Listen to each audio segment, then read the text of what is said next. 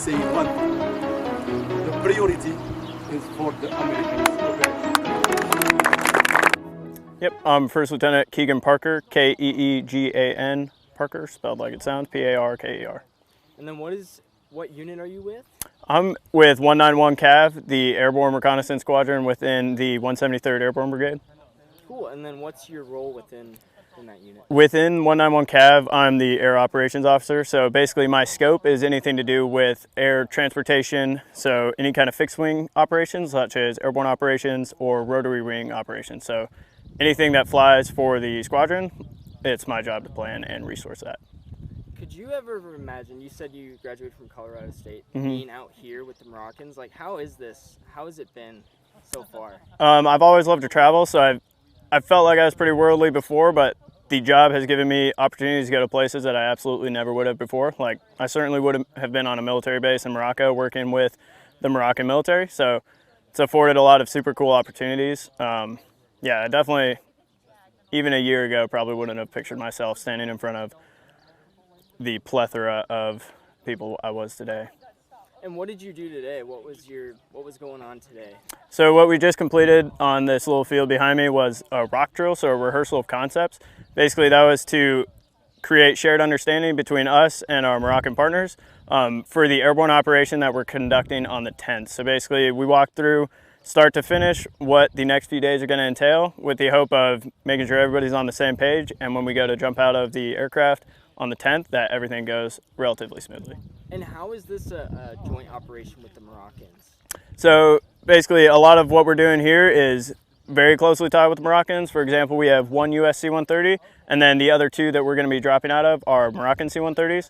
So everything from the actions on the objective when we land on the DZ to the flights in and the airborne operation, all of that is super mixed between us and the Moroccans. And we absolutely couldn't accomplish this task without them, as they're providing us with transportation, lodging, sustainment. Basically, they're going super far out of the way to make sure that we're well taken care of and integrated. Awesome. And how has it been different than normal planning and operations, like explaining the plan? Yeah, so it's been different. It's kind of a cool opportunity with my job. We work with a lot of different partners throughout Europe, but this is my first time working with foreign partners on an entirely different continent. So what I've grown used to in Europe didn't really help me too much here because it's an entirely different culture. The people are different. The way they operate is different. So there's a pretty steep learning curve coming here 3 days ago and being thrown into the mix with my NCO Sergeant First Class Miles and just trying to figure out how they operate so that we can integrate with that and then have a successful operation. Cool. And then my last one, if you guys want to chime in, is what are you looking forward to in the next few days? What's going on with you? Hopefully just a successful airborne operation on the 10th where nobody gets hurt. It's pretty hard DZ, but everybody's going to keep their feet and knees together, so should be all right. I'm really just excited for the culmination event where we're dropping with the Moroccans onto Torch Drop Zone.